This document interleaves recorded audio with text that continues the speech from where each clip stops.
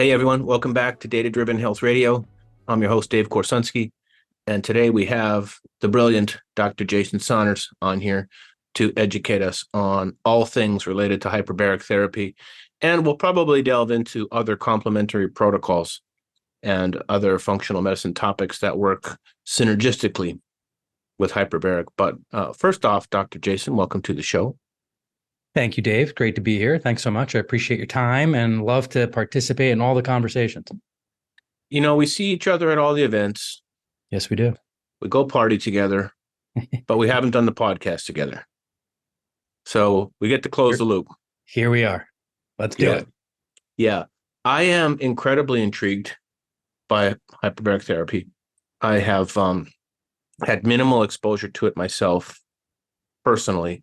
I've put some of my close family members through it pretty extensively, and it's starting to become more accessible to people, which is very exciting. There's a clinic that opened just a couple miles from my house. They have 3 chambers. That's all they do. And those things are running 24/7 nonstop, people coming in and out the door, coming in for all kinds of things from athletic performance to wound healing to complex chronic conditions. The place is nonstop. The chambers are booked flat out. So there's demand for this type of therapy.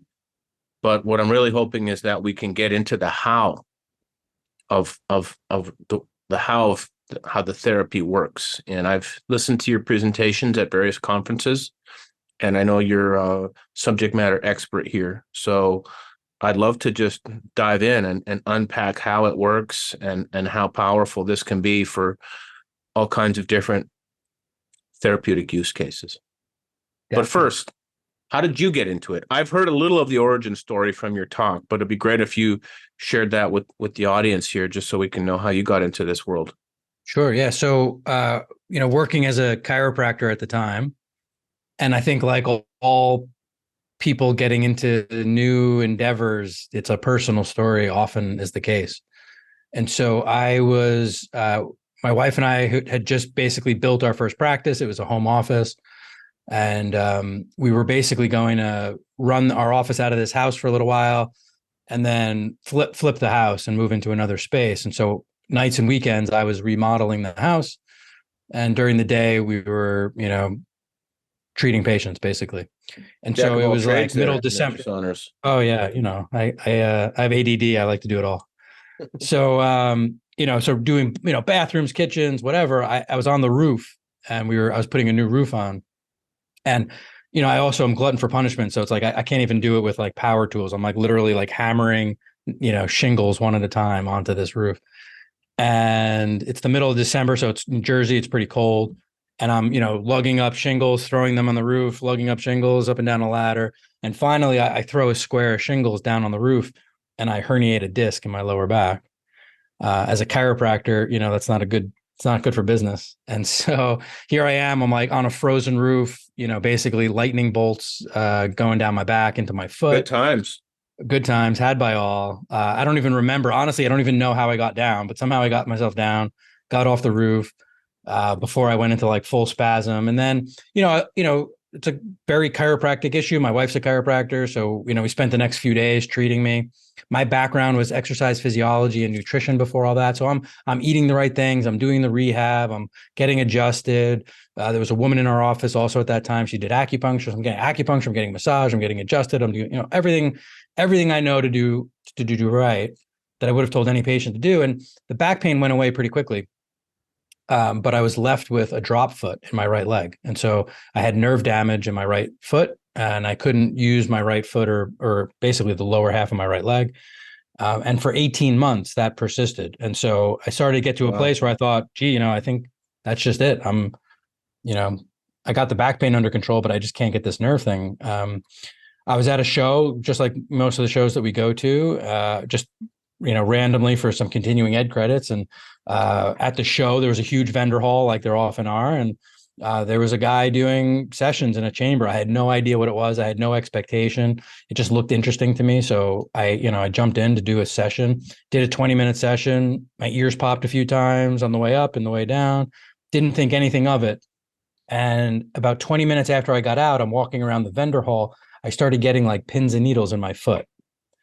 And that was the first time I had felt my foot in like 18 months.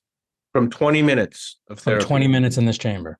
And I'm Wow. like, at first, I'm like, this must be a coincidence. It's nothing to do with that. But, I was drawn to go back and talk to the guy. Right. So, I'm telling him my story now. He had no idea.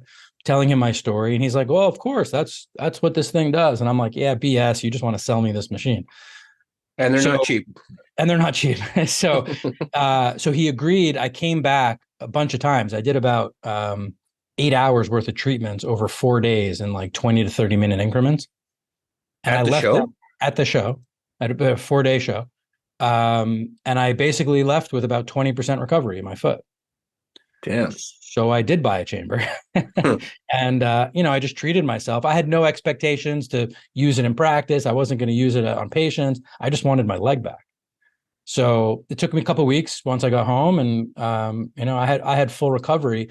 And at that point, I was a little, I was happy to have the effect that it had, but I was so disappointed that I felt like I had gotten so far in my career and like never even heard of this thing. By the way, this is like 17 years ago. So, I'd never heard of it. No one ever told me to get one or use one when I had this disc injury. And here it is like the only thing that touched the nerve was this device. And so that's when I really started kind of thinking more like, wow, maybe this is underutilized and maybe we should think about ways we can start to implement it in the practice. And of course we did. And now years later, not only are we, a fully functional hyperbaric clinic on top of everything else that we're doing, I think that I'm running around, I'm teaching a lot, I'm certifying people in hyperbaric. I help people open practices in hyperbaric because, I really want to help get the accessibility. To your point, even now, 17 years later, it's still only in its infancy and really first starting to grow, but we're doing our best, Melissa and I, to really try to expand hyperbarics, around the country. Awesome. So thank you for sharing that. Of course. Like most great endeavors, there's some personal story there. Yeah. Heads up included. Of course. So let's just back up. So for the audience listening, you may be familiar with this concept of a chamber, but could you break down for us, Jason, the actual what it is at a layman's level, and then we'll go into a bit more of the science. Sure. So I think the easiest way to explain this is right now, you and I are sitting here. Obviously, we're breathing.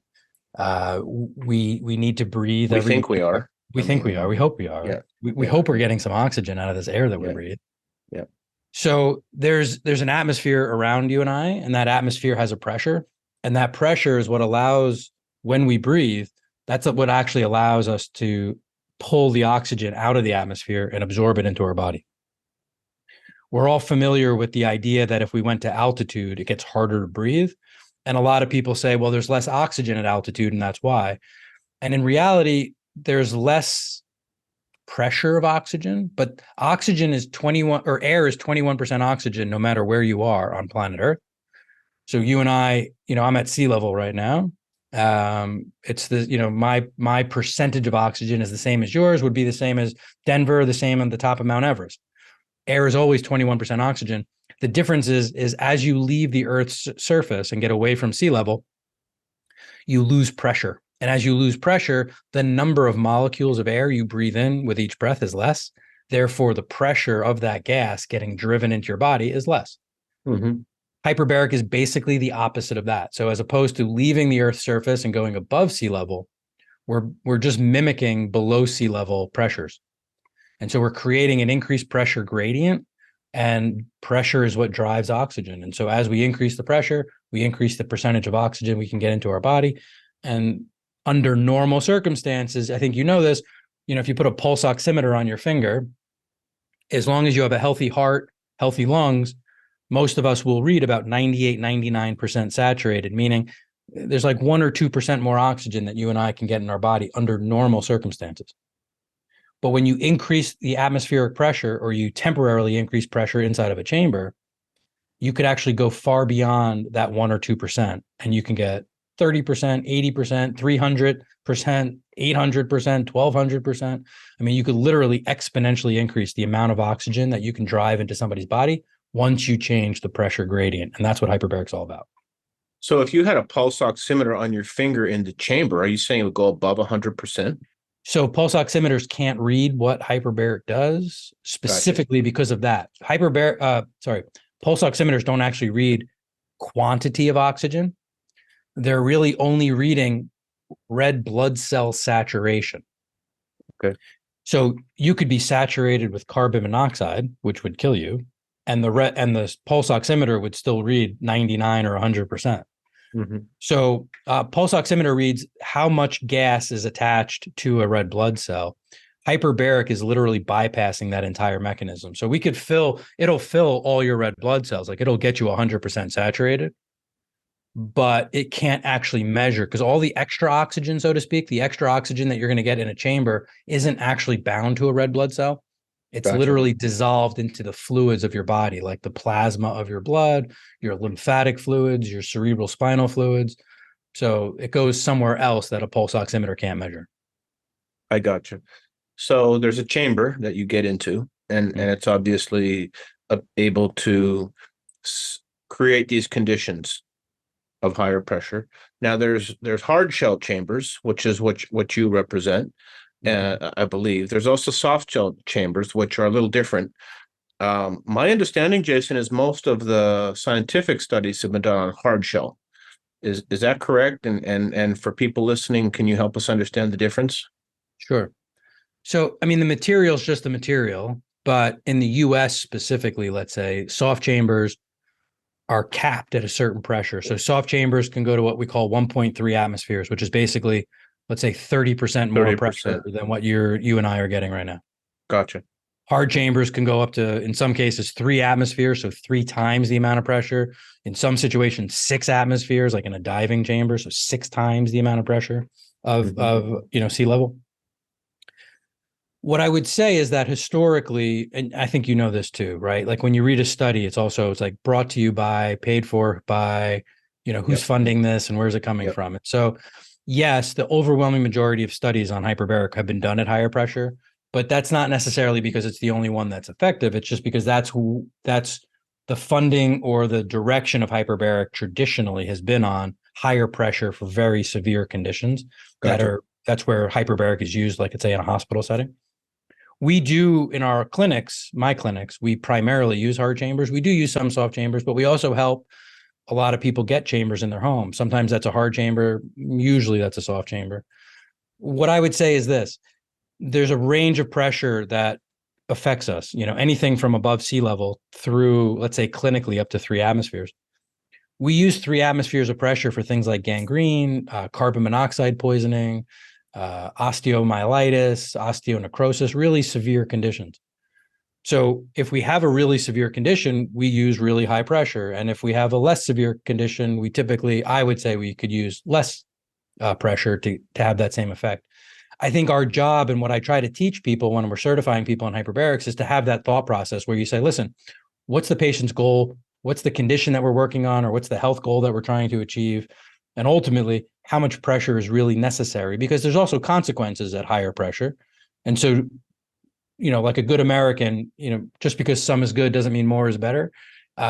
We have to find the right pressure and the right frequency for the right person based on, what their needs or wants actually are.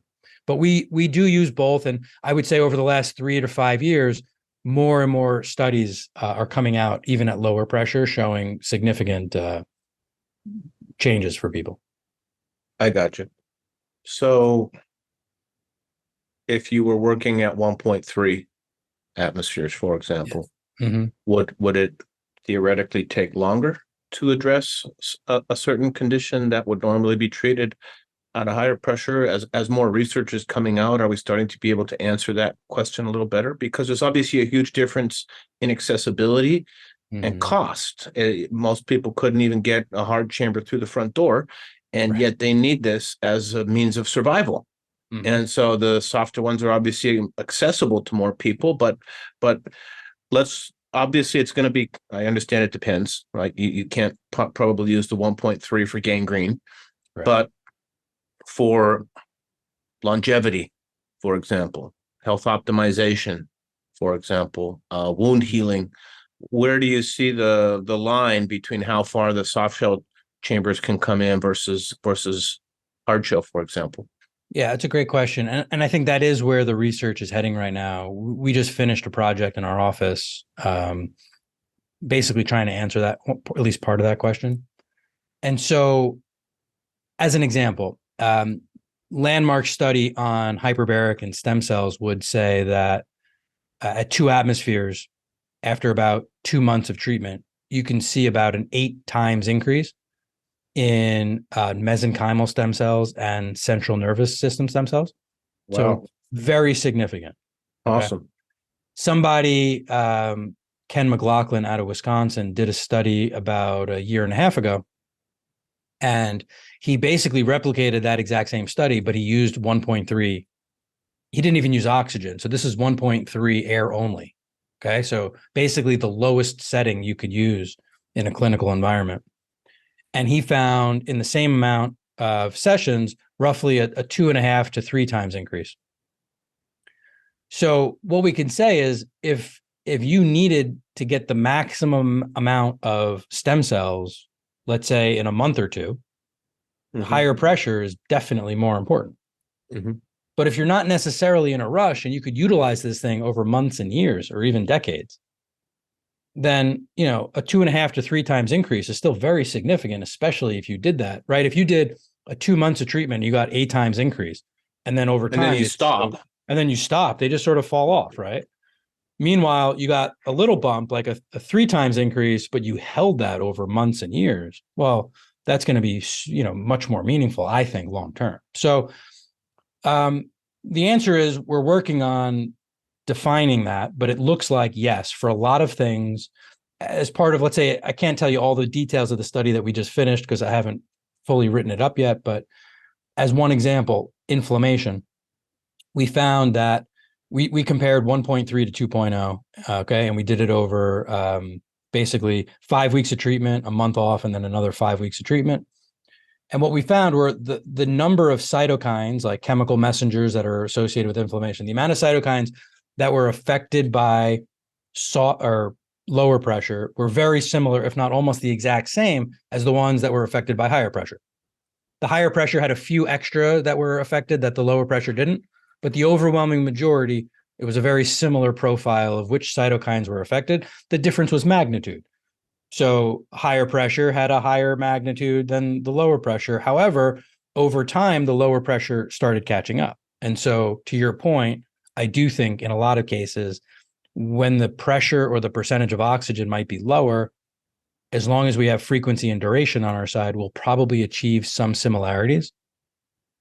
And when something's a little bit more of an emergency or an acute case, or we need, a bigger effect in a shorter period of time, that higher pressure could be very meaningful. Just as a side note, in our office, we often do both. We often see somebody in a state that requires a little bit more attention. So we use higher pressure for some period of time to get them over some condition or some hump. And then many times we'll move them into a soft chamber at home so that they can continue that same kind of, exactly, for maintenance purposes. And I think that's probably big picture. If we had more clinics doing something like that and then setting people up in a home setup, I think that's going to be the best way to utilize the full range.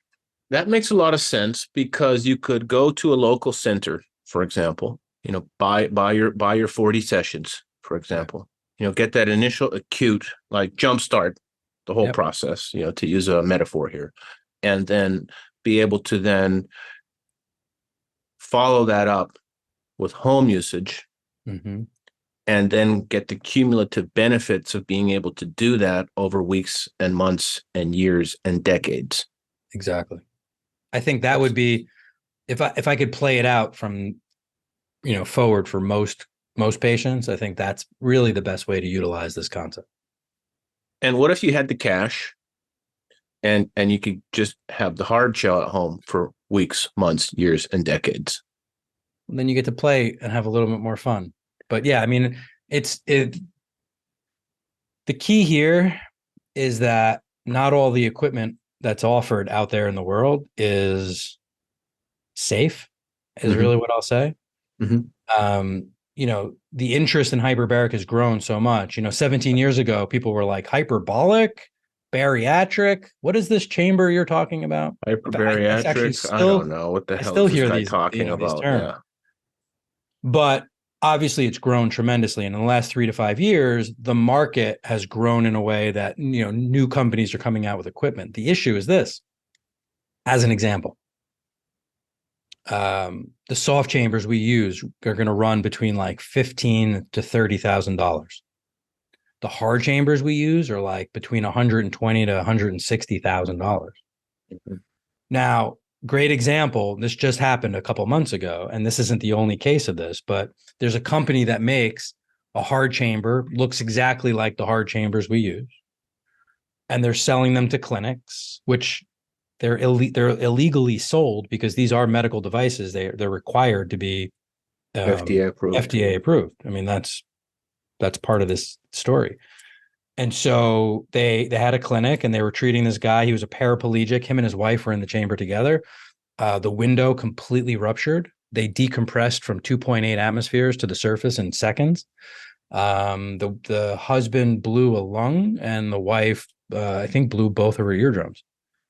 So, this isn't to be taken lightly. So could somebody do this at home?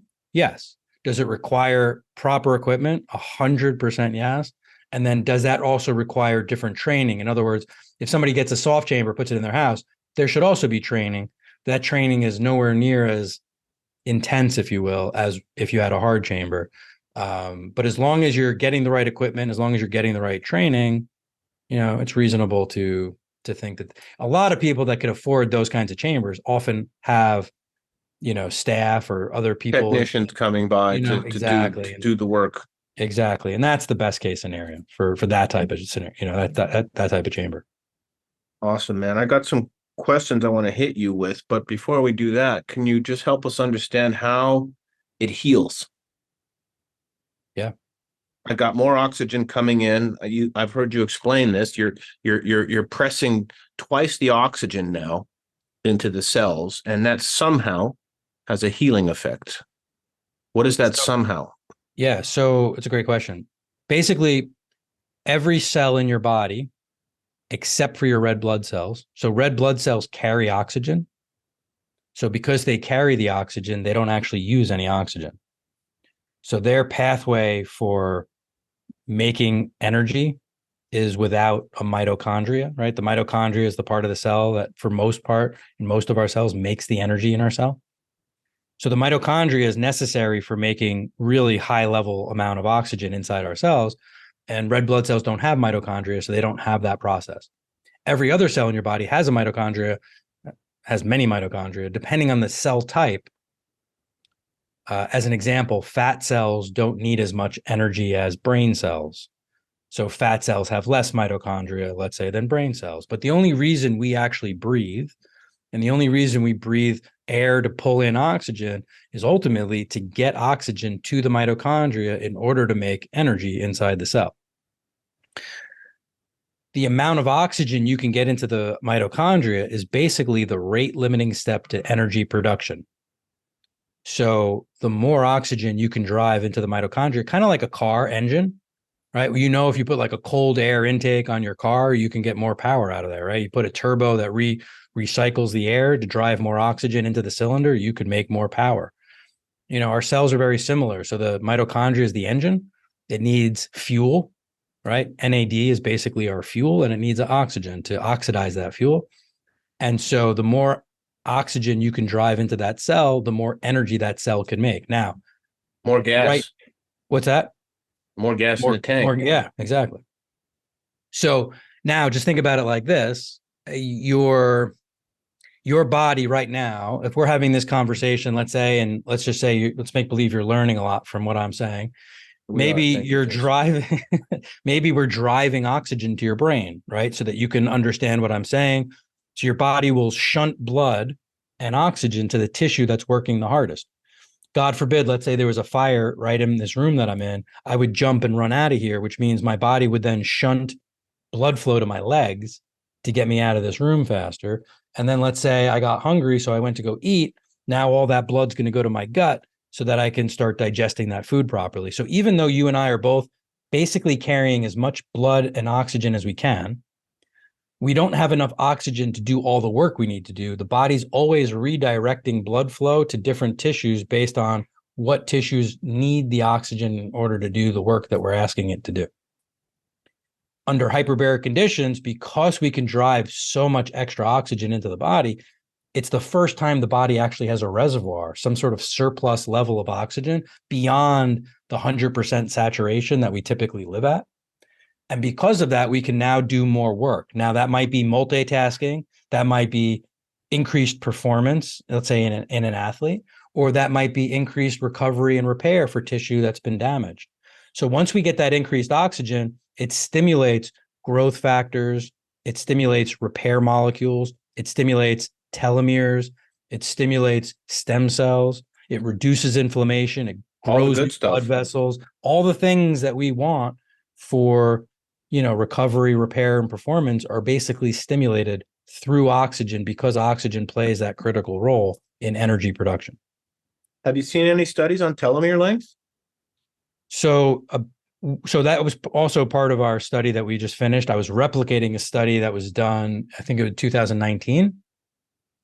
And they saw about a 20% increase in telomere length after about 3 months of treatment. They 20%. Also saw 20% increase. It was actually one of the largest changes in telomere length for any intervention that I've ever seen. Wow. So that was huge. They also found, I think, about a 14% decrease in cellular senescence in that same study. So, you know who did that study, Jason? Yeah, that was Shai Efrati and Amir Hanadi out of Israel. Okay, 20%, man, because they consider telomere length as one indicator of biological age, and we're all kind of chasing that magical elixir to help us preserve. That's a substantial amount. So were you doing that when you were replicating your testing? Is that what you're saying? So what we did was, to your point, that's one marker that I think everybody's pretty interested in. At the same time, to be honest, like, we don't know. We it's associated with aging. We think it's longevity, right. but nonetheless, it sounds like you were measuring that in your replicated experiment. So what we did was we looked at telomere length, but we also looked at DNA methylation panels, because I do think that probably DNA methylation panels are going to be more indicative of cellular aging than telomeres alone, or some sort of probably algorithm between the two of them, is really what we're going to find. So I'm literally crunching those numbers as we speak in terms of the methylation. How are you measuring the two? What tests were you using specifically? So we used True Diagnostics for the methylation panel. And then in their research algorithms, they have algorithms for measuring telomeres based on that same. I got you. So you got both basically through one test effectively. Yeah, exactly. That's pretty awesome. Yeah. So can you share any of the preliminary data? So the inflammation I had already crunched, so that's why I was sharing that. I'm literally the cytokine data. Yeah, exactly. I'm working through all the genes and all the methylation, the CpG islands and everything. I'm literally doing that as we speak. So I can't speak to it yet. All I can tell you is this, and this was very interesting, I thought. I told you that the cytokines were virtually the same. It was an order of magnitude different based on pressure, but the actual cytokine measurements were the same.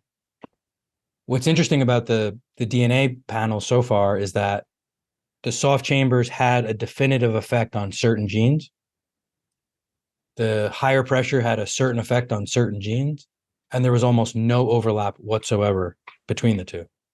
Wow. So they were working on completely different genes. Completely different genes. Which getting the best of both. Right. So which ones they were and what does that mean yet? I don't know. That's where I'm at. But it's very interesting that in most situations, I would say, what you lack in pressure, you could make up for in time. But there seems to be something in this, in these. The mechanisms are different. The epigenetics, that it's going to be a little bit different, of a different story. Wow. Very awesome. All right. So couple questions that came up as you were talking. So stacking. So you're talking a lot about the benefits in terms of reducing inflammation and parasympathetic activation, I would imagine, to some level. Sure. Uh, a lot of that stuff I would see, could you juice the lemon a little further if you were stacking it? Like you can go to a lot of these recovery centers now Hmm. and you can get your cold plunge and you can get your HBOT and you can get your photobiomodulation. Yep. And so are you seeing any complementary biohacks that work synergistically with I don't know if these have been necessarily quote unquote studied, but off the cuff, like what would you stack it with if you could wave your wand there? Yeah, I mean, I think that none of them have really been studied at any level. It's one Hmm. thing to say, hey, photobiomodulation does this, this, this, and this. PEMF does this, this, this, and this. Hyperbaric does this, this, this, and this. We What really about cold? same, right? They all have their they all have their mechanisms of action and their And their their claim to cellular fame. effects. Yeah. Yep. But what happens when we start combining them? I'll say that we've seen tremendous. I think everybody knows there's greater synergy when we start combining things, but I really haven't seen any studies looking at the combined effect, like real studies on that. But to your point, I think there are certain things that probably have a bigger impact synergistically than others. To me, a lot of times I'm looking through the lens, at least uh, for a lot of people, through the lens of the mitochondria. I believe that I'm sure most people would agree that to some extent, mitochondrial dysfunction or lack of cellular energy and elevated levels of chronic inflammation are two of the things that are really at the root of most chronic illness. So if we can combine different modalities that can reduce inflammation and improve cellular energy, that's going to be a big win. So, and actually you'll be at A4M, I imagine. Yep. I'm You're gonna doing the pre-conference, aren't you? Are you doing that I'm this doing year? the pre-conference. Yeah, there's like a whole hyperbaric pre-conference Okay, there. so I'll get a ticket for that one then. So you should come. That'll be fun. And then I'm speaking also separately on Saturday on like a multi-therapeutic approach to mitochondrial function. I like it. And a lot of this, is that how many different ways, if you looked at the mitochondria as a factory of energy production, what are the raw materials that go in? Who are all the factory workers playing that job? And, how do we get more of this end product of energy production? And so there are certain things I think that impact that more, like, I think fasting and ketones have an amazing effect on the front end of um, that pathway. Totally makes sense. NAD precursors or NAD IV, those are all sort of raw materials getting dumped in. Yep. But, CoQ10 plays a big role in that. Red light therapy plays a huge role in that. Oxygen, as I said earlier, is one of the main rate limiting, steps to that energy production. So those are some of the things that we combine right out of the gate that have huge impacts. And what I'll talk about on that Saturday is showing those pathways of exactly where do some of these ingredients actually affect the mitochondria. So rather than just by accident having a positive effect on these people, what are some of the things that we could know about them and what are some of the tests that we can run on them and how could we identify here's 15 things that work on the mitochondria. But Dave, which ones do you need? And Jason, which ones do I need? And Steve, which ones do you need? What's the right formula for you and I? And that's, for me, that's where a lot of my effort and research is going into is, Hmm. developing those protocols as you and I have talked about with your software. Could we basically develop those protocols and are we able to create a mechanism to, number one, make meaningful protocols for people. Number two, track the results um, and measure them. Well, we only somebody had created a platform, where I you could just capture if all you of just this knew data. somebody that would Yeah, do that. exactly. I'd love to study that. First of all, I want to gather a lot of efficacy data on just HBOT in general. I was showing you before we got on here different ways we can track it. But then Right. in heads up, we can pull in other types of metrics. We can pull in heart rate variability. We can pull in diagnostic blood testing. We can pull in glucose markers, SpO2. So I think there's tons of areas that we could nerd out on. And if you're looking for data collection in the future, we should definitely explore that. But I'm sorry, Jason. I just have a list of questions, man. They're just going to keep coming here because this is so exciting to me. This one's a little more on the esoteric side, but I can handle that. In the world of yoga, we have this word prana, Okay. which is when we breathe and we learn how to control our breath. You know, we're taking in our life force. Prana, one source of prana is oxygen, which is why learning how to regulate breath is learning how to regulate life. You know, another source of prana is the sun. You know, another source of prana is our food and the food we choose to eat. You know, is it processed, fried, dead, or is it fresh from the farmer's market, colorful and alive and bright? These are all things that can contribute. So if breathing, learning how to regulate breath is a source of life, basically, it stands to reason that when we're able to increase the amount of oxygen we can take in, we're essentially taking in more life, if you could even call it that, and that you can start to now infer why hyperbaric, in my opinion, is like one of these fountains of youth. It's just because we're taking in. You said it. You said the rate limiting step is the amount of oxygen that we're able to take in, and that's inhaled through our nose and our mouth from the air.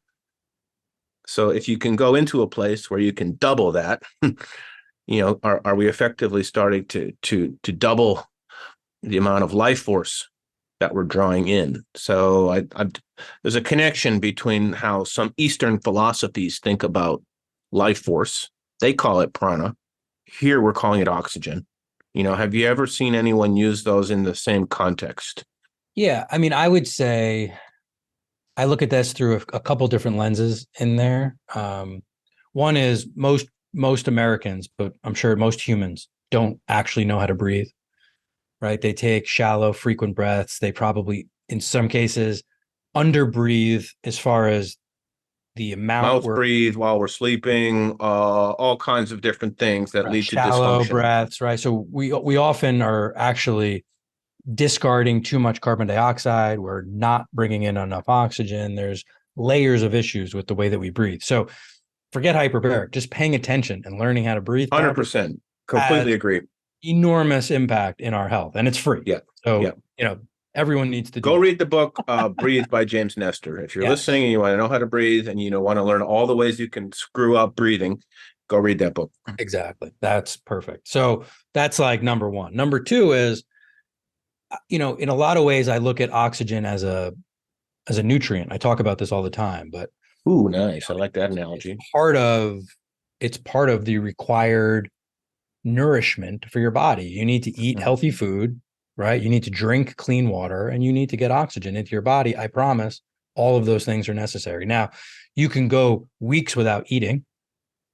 And I would say for a lot of people, they actually might even become healthier if they did that. I've done an 8-day fast, but I know people who have gone way longer than that. Yeah. You can go days without water, right? But we really can't go very many minutes without breathing.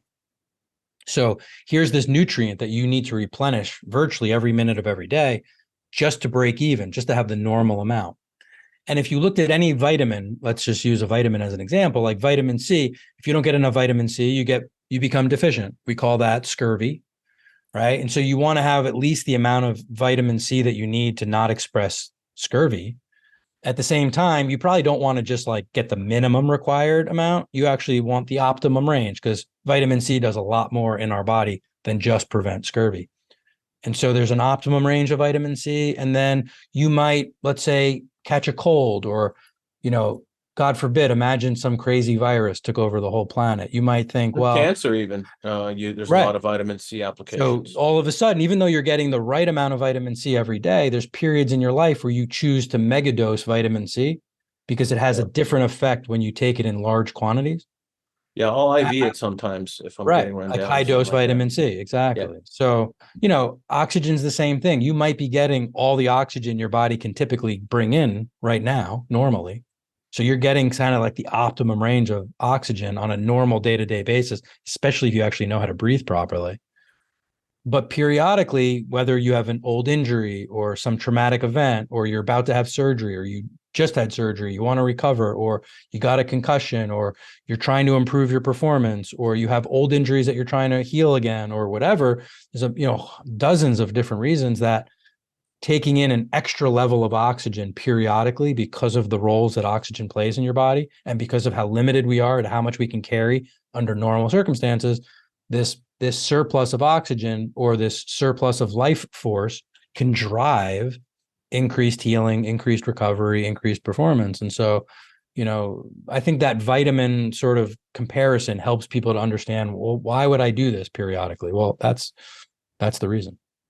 And not surprising that the Eastern traditions have been evangelizing proper breathing techniques at the core of their health philosophy for millennia. Exactly. Now we are just kind of catching up now. And then once you get your good solid breathing techniques, then you stack in the hyperbaric, you're starting to really kind of like get going there. Next question. So if someone wants to get a chamber at home, hard shell, soft shell, this is a sophisticated piece of machinery now.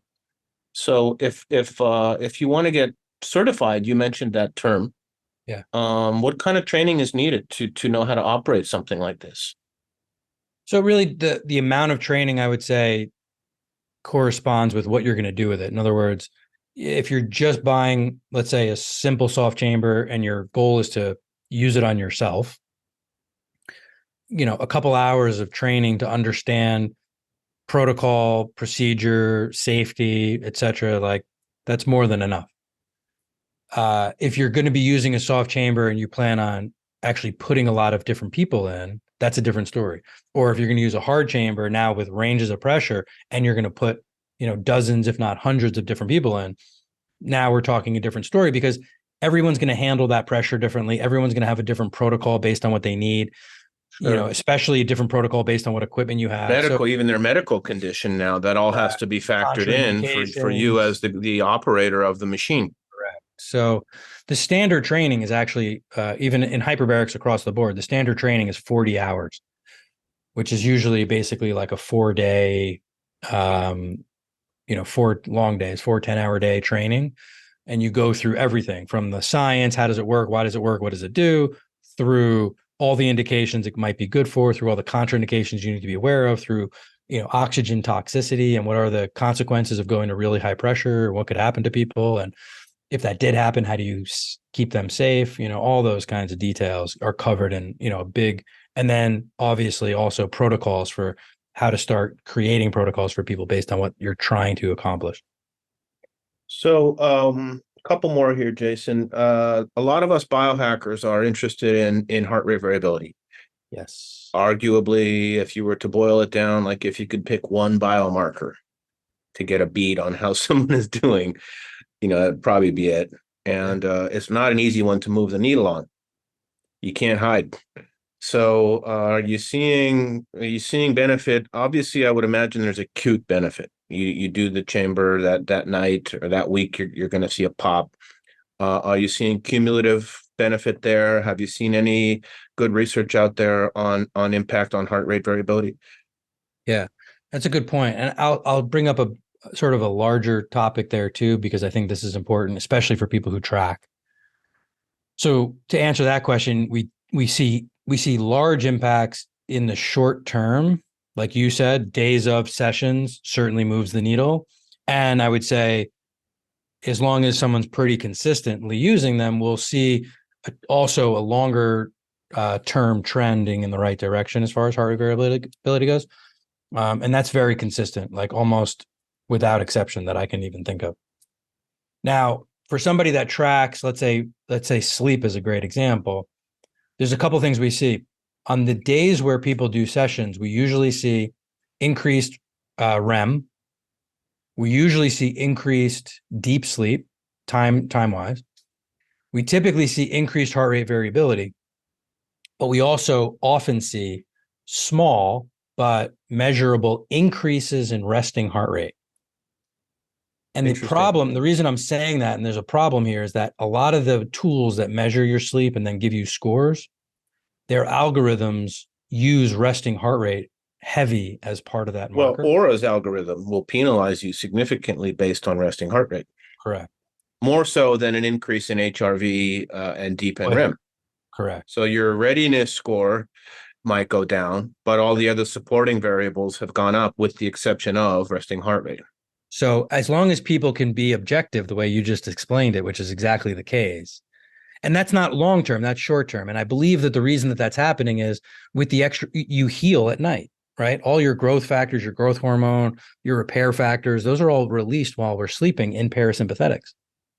And so if you're increasing your heart rate variability and you're increasing your parasympathetics, and now you just dumped an increased amount of oxygen fuel for healing and recovery, Energy, I life. believe that the body's using that fuel for repair. And so it's not like if your resting heart rate's 62, it's not like it's now 89. It might go to 64. You know what I'm saying? It's not that high, but because people see their readiness scores go down, they get nervous. They freak out. Right. I would say after about 3 to 4 weeks of use, resting heart rate comes back down to normal. Meanwhile, heart rate variability, deep sleep, and REM stay high, in which case those scores really improve. But sometimes I have to talk people off the ledge because they see that. My readiness went down. It's not unlike when I go back up to Tahoe for a few weeks and I'm at 7,000 feet, right? It takes a few weeks for my heart rate to normalize. Absolutely. All right. So last question, Jason. We have a lot of practitioners listening to this that are on Heads Up, and many of them have brick-and-mortar clinics. Can you speak a little bit about the business model of bringing a chamber into the clinic and how that would work? Yeah, I mean, that's where I'd say for the last 5 Probably or do a 6. whole show on that, but like just if you're listening and you've got brick and mortar and this is something that you're thinking of adding to your services, can you say a few words on that? Yeah, I mean, what I've seen over the years is, we used to help practitioners, let's say, get equipment, but like, so many practitioners, there's so many pieces of equipment out there. You buy a piece of equipment, you don't really know how to use it or or what the protocols are. So, you get it, you play with it a little bit, and then it sits in a room and it becomes, a clothes hanger for, you know. So what we really focused on, I'd say, in the last handful of years has been how to develop the business model, because I don't really want people to get equipment in their office if they don't know how to use it. And I certainly don't want expensive coat hangers. And so, building that business out, getting the right people trained, understanding the protocols, making sure you're talking about packages of care, making sure that you're guiding your patients as what to expect and how many sessions are likely to be needed, just so that we're all basically getting the right expectation right from the get-go. Because I think a lot of people get nervous about, well, I don't know, 10 hours, 20 hours, 30 hours, 40 hours. That seems like a lot. I don't know if people will do it. Listen, Big investment. It's a big investment. It's a time investment and a dollar investment. And I promise you, people will do it. Just like anything else, if you're confident about it, and that's a lot about what we teach, is like what's necessary to become that confident about it. And what business models are we using, to run successful offices? I would say, 87% of the practices in 2022, 87% of the practices that bought one hard chamber had two chambers within 6 months. Nice. Meaning, like, it was clear, there was full. There's demand. This is cranking. Let's get another one in here. In 2023, that number is up to 92%. So I know that most people should just get two chambers right out of the gate. It's just not everybody's ready to do that. But especially if you're paying somebody to operate them, one person can operate one chamber, one person could operate two chambers. In fact, one person in my office, one person operates three chambers. So you're paying the same. You're tripling the revenue, basically. You're amortizing the costs as well over three. I got you. It makes perfect sense to do it that way. And that's where, the business model becomes really successful. So, but we have training programs for the certification in Hyperbaric itself, but we also have programs just for the business side to make sure that people are actually, helping patients obviously is the number one goal, keeping them safe and having the right protocol. But, it's okay that they're helping people and creating a great stream of revenue for their company. And we try to help with both. Fantastic, Jason. I know we're at the top of the hour here. Do you have a few more minutes, or do you have another call here you got to jump to? No, I have a few minutes if you have a few questions. Yeah, the other thing that you shared with me is some of the ways that you're designing the protocols. And some of them on there were also related to IV therapies. Yes. And so you're looking at this not just when you're working with people, you're looking at this not just from the hyperbaric, you're looking at it from what's their goal coming into the funnel. Yeah. And then how do I use a number of modalities? For example, what IV nutrients would I use with this condition? And then what hyperbaric protocol would come on here? So can you give us an example of maybe one or two protocols that are holistic from that point of view, just as an example? Yeah, I mean, I think again, everyone's so different. So I'm a huge proponent of we have no cookie cutter answers to big problems, especially. There's an Uh, algorithm in there somewhere to be developed, and perhaps that's something we there's work on. definitely an algorithm, and it's in my brain, and we're trying to get it out of my brain, but it's not like a one size fits all, right? So it's if this, then this, and then if this, then this, and if this, then that, Yeah. right? So as an example, I mean, some people talk about, everyone going into a chamber should take glutathione. Mhm. You know, some people should, some people shouldn't. In other words, is glutathione bad? No. But does everybody need it? No. And is hyperbaric oxidative? Yes. Is oxidation dangerous? Sometimes. Can I take a patient who's sensitive to oxidation, put them at really high pressure and over oxidize them? Yes. Could I take a patient that's sensitive to oxidation, give them glutathione and reduce that oxidative effect? Yes. If I'm reducing that oxidative effect, am I also blunting some of the benefit of hyperbaric? Yes. So there's no answer to Multifactorial. that, right? It's like, what does this person need? If they can handle the oxidation, it's going to create a hormetic effect that they're going to benefit from.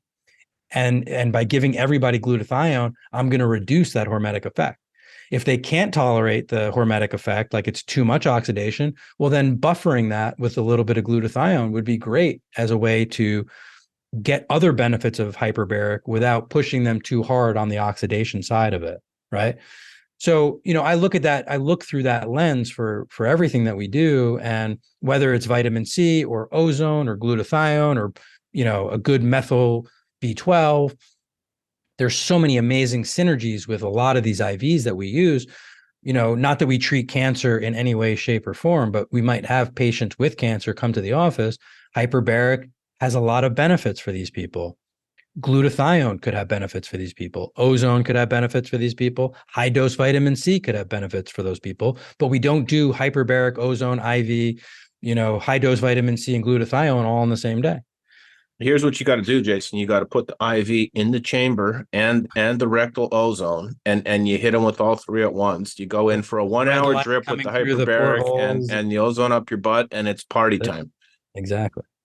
I That's digress. exactly what we do. It wouldn't be a podcast if I didn't make one inappropriate bad joke. So there you go. We're clear on that one. We're there. So, are you still in the business of providing the chambers, or are you moving more into an education and services model? I mean, we do all of that. So for a business that already has chambers, let's say they just need help with certification in business, we do that. For Mhm. someone that hasn't done any of it yet, we could do all of it, So just depending on what people need, we still do all of those pieces. Okay, so if I'm a practitioner listening and I want to work with you on this, how would you recommend that people reach out? Yeah. So, I mean, HBOT USA is our main company in that realm. So hbotusa.com is our website. We don't sell anything on that. It's literally education only. But how does it work? Why does it work? If I'm a business owner, what should I be thinking? If I'm a patient, what should I be thinking? If I'm an athlete, what should I be thinking? There's just a lot of good education on there. But you could email us through that site, which is basically support@hbotusa.com. Start asking us some questions and we can start, guiding you down a road. But again, just like a patient, I don't have a single answer. Every practice, I don't have a single answer. Should you But do you hard could chambers or consult with soft the chambers? practice. Hey, I got Right. space. I'm thinking That's of what we adding do. this. Can you help me Yeah. out? Which chamber should I be using? Should I get one or two? Should I get a soft and a hard, two soft, one hard, two soft? All those things. There's no singular answer. It's really like, who are you treating? What kind of practice do you have? What are the goals of the practice? What kind of clinic is it? What are we trying to accomplish? All those things play a role in those. So, but And I yeah, would imagine it's the same for individual users who might want to have this in their home as well. absolutely. Awesome. Same Well, process. this has been incredible, Jason. Thank you for taking time to share your amazing My pleasure, Dave. expertise. And I'll see you in a couple weeks at the Yes. conference, and I'll send you an invitation. Hopefully, we've got dinner lined up a couple nights. Maybe you and Melissa can join us one night. Is she coming as well? Yes. Okay, so we'll send you guys an invite for dinner. Hopefully, you can join. Okay, great. Thank you. All right, brother. Have a great day. Too. Thank you for listening to Data Driven Health Radio.